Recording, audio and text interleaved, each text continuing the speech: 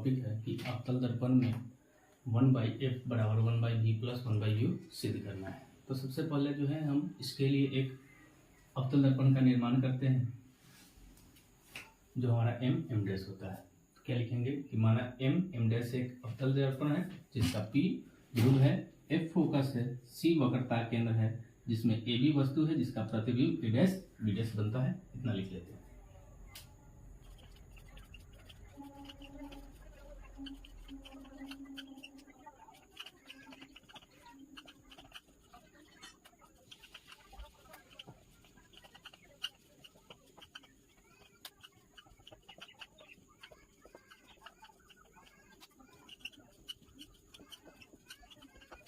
अवतल दर्पण में जब हम वस्तु को वक्रता केंद्र एवं अनंत के बीच रखते हैं तो जब वस्तु से मुख्य अक्ष के समानांतर जाने वाली प्रकाश की किरणें जब दर्पण से टकराती है तो वो फोकस होकर गुजर जाती है, और साथ ही जब वस्तु से होकर प्रकाश की किरणें वक्रता केंद्र से होकर जाती है तो वो उसी पथ पर वापस लौट जाती है। इसी कारण इस वस्तु का प्रतिबिंब जो है ए डैश बी डैश सी और एफ के बीच बनता है। अतः हम परावर्तन के नियम से क्या लिख सकते हैं कि त्रिभुज ए बी ए सी की बात करें, बी ए सी तथा त्रिभुज ए डैश सी बी की बात करें,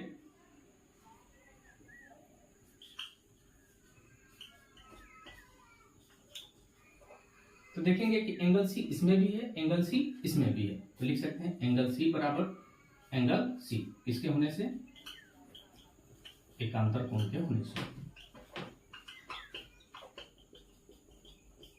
दूसरा अगर देखें तो यहाँ पे एंगल ए पे 90 डिग्री बन रहा है और साथ में ए डैश के पास भी हमारा 90 डिग्री का एंगल बन रहा है। तो लिख सकते हैं एंगल ए बराबर एंगल ए डैश 90 डिग्री के होने से। जब दो त्रिभुजों में दो कोण समान मिल जाते हैं तो वो त्रिभुज जो होते हैं समरूप होते हैं। अतः कह सकते हैं कि ये दोनों जो त्रिभुज है एक दूसरे के समरूप है। त्रिभुज बी ए सी समरूप होगा त्रिभुज बी डैश ए डैश सी के। तो समरूपता से क्या लिख सकते हैं कि इसको दो भुजाएं भी आपस में क्या होगी, बराबर होगी। अगर इसके हम ए बी की बात करें, ए बी इसका जो ए बी है वो इसके ए डैश बी डैश के बराबर होगा। तो ए बी बराबर जो होगा ए डैश बी डैश। साथ में अगर AC देखें, इसका AC जो है ए डैश सी डैश ए डैश सी के बराबर होगा। इसका जो है AC वो ए डैश सी के बराबर होगा। ठीक उसी प्रकार अगर त्रिभुज हम देखें डी एन एफ और एफ ए डैश बी, तो इसमें भी जो है हमारा एंगल F कॉमन है, इसमें भी एंगल F कॉमन है। यहाँ भी 90 डिग्री बन रहा है और यहाँ भी 90 डिग्री बन रहा है। तो ये भी त्रिभुज कहीं ना कहीं एक दूसरे के समरूप होंगे। तो क्या लिख सकते हैं कि इसी प्रकार डी एन एफ तथा त्रिभुज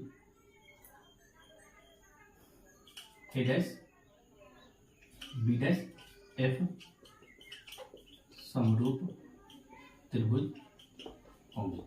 जब दो कोण समरूप होंगे तो इसकी दो भुजाएं भी बराबर होगी। तो त्रिभुज डी एन एफ समरूप होंगे त्रिभुज ए डैश बी डैश एफ के। तो इसकी जो भुजा है, एक भुजा जो सामने का है डी एन, वो इसके जो है ए डैश बी डैश के बराबर होगा, ए डैश बी डैश के बराबर होगा। साथ में इसकी जो भुजा है एन एफ वो ए डैश एफ के बराबर होगा। एन एफ बराबर होगा ए डैश एफ। अब यदि यहाँ पे हम देखें तो ये जो ए बी जो दूरी है वो डी एन दूरी के बराबर है। अतः हम लिख सकते हैं कि डी एन जो है ए बी के बराबर है, चूंकि डी एन बराबर होगा ए बी के। तो यहां से हम क्या लिख सकते हैं कि डी एन की जगह पे ए बी बटे ए डैश बी डैश वो बराबर होगा एन एफ बटे ए डैश एफ के बराबर होगा। यहाँ पे हम यदि इसे समीकरण फर्स्ट मान लेते हैं और इसे हम समीकरण सेकंड मान लेते हैं, तो क्या होगा कि इसमें जो है ए बी और इसमें भी ए डैश बी डैश है, दोनों एक दूसरे के इक्वल होगा। तो ये वाला जो टर्म है और ये जो टर्म है एक दूसरे के क्या हो जाएंगे, इक्वल हो जाएंगे। तो लिख सकते हैं ए सी बटे ए डैश सी, ए सी बटे ए डैश सी बराबर होंगे किसके, एन एफ बटे ए डैश एफ। अगर हम ये मान ले ये जो बिंदु एन है वो पी के काफी नजदीक है, देखने से भी काफी नजदीक लग रहा है, तो लिख लें हम यदि बिंदु एन पी के काफी नजदीक हो तो जहां जहां आपका ये टर्म में एन था वहां पे वो हटा के पी ला लेंगे। तुम लिख सकते हैं ए सी बटे डैश सी बराबर होगा एन एफ, ये जो एन एफ था वो बराबर हो जाएगा पी एफ के, ये हो गया आपका पी एफ। ए डैश एफ जो था ए डैश एफ वो तो ए डैश एफ ही रहेगा, ए डैश एफ। अब जो हमें दूरी निकालनी है कि एसी की दूरी क्या हो सकती है, तो एसी ये जो दूरी है इसे निकालने के लिए हम पूरे पी ए दूरी में से पीसी दूरी को घटा सकते हैं। तो लिख सकते हैं एसी की जगह पे P A minus P C. जब हम पूरे पीए में से जब पीसी को घटा देंगे तो हमारा ये आपका एसी दूरी आ जाएगा। उसी तरह ए डैश सी की बात करें, ए डैश सी इतनी जो दूरी निकालनी है इस पूरी दूरी में से इस दूरी को घटा दे तो ये निकल जाएगा, तो PC minus P A dash. PF की बात करें तो पीएफ कोई दिक्कत नहीं है पीएफ के लिए। ए डैश एफ की बात करें तो ए डैश एफ जो इतनी दूरी है ये पी ए डैश में से पीएफ को घटा देंगे तो ये आ जाएगा, तो पी एफ को तो पीएफ लिखेंगे, ए डैश एफ के लिए क्या लिख देंगे हम P A dash minus P F, P F. अब तल दर्पण में कुछ चीजों का जानना हमारे लिए जरूरी है कि P से जो F की दूरी होती है उसे हम लोग फोकस दूरी स्मॉल f से सूचित करते हैं। P से जो C की दूरी होती है उसे हम लोग कहते हैं वक्रता त्रिज्या, जिसे हम लोग कैपिटल R से सूचित करते हैं। P से A जो दूरी है हमारा वस्तु दूरी है, P से A डैश जो दूरी है हमारा प्रतिबिंब दूरी है। तो सबसे पहले हम लिख लेते हैं चिन्ह परिपाटी का प्रयोग करते हुए, क्या लिखेंगे, चिन्ह परिपाटी का प्रयोग करते हुए। चिन्ह परिपाटी का प्रयोग में क्या होता है कि जो भी दूरियां होती है हम ध्रुव P से मापते हैं और ध्रुव के जब हम लेफ्ट साइड में चलते हैं तो सभी दूरियां जो होती है हमारी ऋणात्मक होती है, और ध्रुव से जब हम दाहिने तरफ राइट साइड में जाते हैं तो सभी दूरियां कहीं ना कहीं हमारी धनात्मक होती है। तो सबसे पहले देख लेते हैं हमें पीए की जरूरत है। पीएफ की बात करें पी से एफ की दूरी तो ये कहलाती है फोकस दूरी, और ध्रुव से हम पीछे की ओर जा रहे हैं यानी कि जो पीएफ की जो दूरी होगी वो होगी माइनस में एफ। आगे बात करें पी ए डैश की बात करें तो पी ए डैश जो है हमारा प्रतिबिंब दूरी है, अब प्रतिबिंब दूरी को हम लोग भी से सूचित करते हैं, तो पी ए डैश बराबर होगा, ये भी माइनस में होगा क्योंकि हम पीछे की ओर आ रहे हैं, तो पी ए डैश जो होगा माइनस भी हो जाएगा आपका। पी सी जो होती है वो आर के बराबर होती है और ये भी पीछे की ओर चल रहे हैं इसलिए माइनस आर हो जाएगा, और हम लोग जो है आर को जो लिख सकते हैं वो 2f लिख सकते हैं, क्योंकि अवतल दर्पण की जो फोकस दूरी होती है वो वक्रता त्रिज्या की आधी होती है, अर्थात जो होता है r बराबर जो होता है 2f के बराबर होता है, या आप बोल सकते हैं f बराबर r/2 के इक्वल होता है। यहाँ पे भी हम माइनस लगा देंगे क्योंकि r में माइनस था। अब बात करते हैं पीए क्या है हमारा, तो वस्तु दूरी है, वस्तु दूरी को हम लोग सूचित करते हैं u से, पीछे की ओर जा रहे हैं इसलिए माइनस इसमें भी लग जाएगा, तो ये हो गया माइनस u।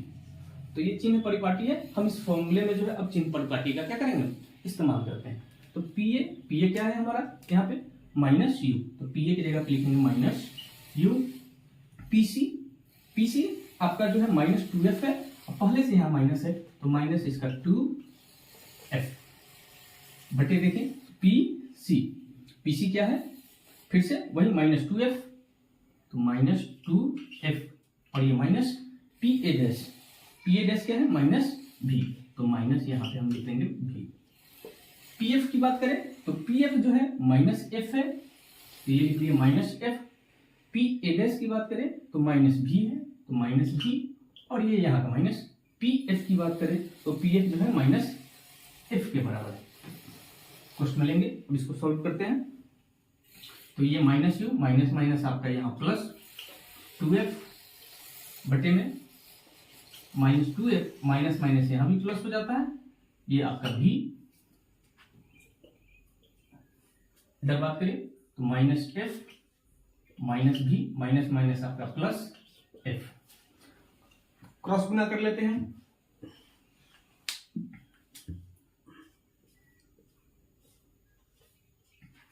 माइनस यू में भी से करेंगे तो माइनस माइनस प्लस हो जाएगा, तो चिन्ह हटा दे, कोई दिक्कत नहीं है। यू भी माइनस यू में एफ से गुना करेंगे तो माइनस यू एफ। अब 2f से भी में करें तो -2 भी एफ, फिर प्लस 2f से 2f में करेंगे प्लस में आ जाएगा 2f², दो बार गुना हुआ। अब इससे इधर कर लेते हैं, f यहाँ भी f है और 2 है, तो माइनस माइनस तो प्लस हो जाना ही है, 2 और f² हो जाएगा, तो ये हो जाएगा 2f²। आगे बात करें तो इससे गुना करते हैं v से f में, तो प्लस माइनस माइनस, ये हो जाएगा आपका vf। क्या कर सकते हैं, कहीं कुछ कटने वाला है वो देख लेते हैं।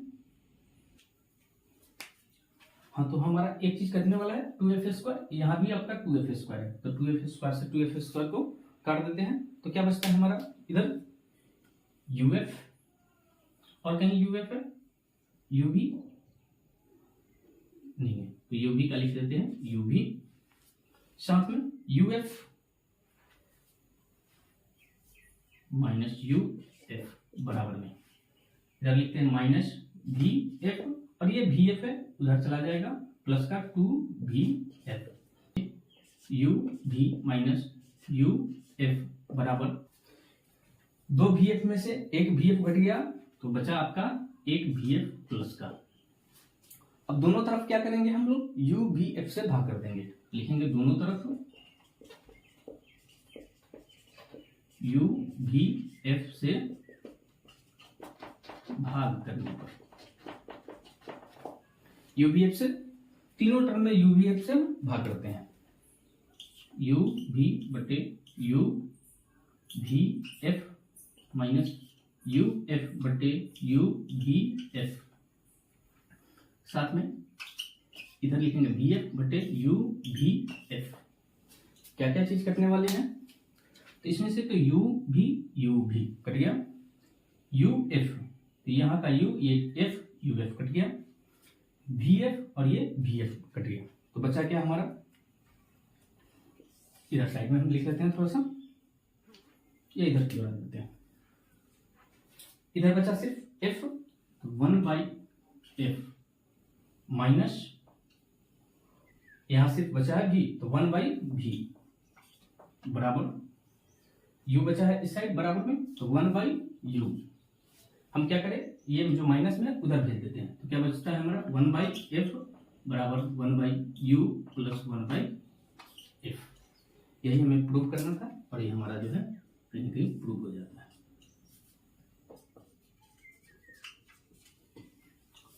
तो इस तरह आप काफी आसानी से जो है अवतल दर्पण में आप जो है दर्पण सूत्र को सिद्ध कर सकते हैं, 1/v plus 1/u equal 1/f।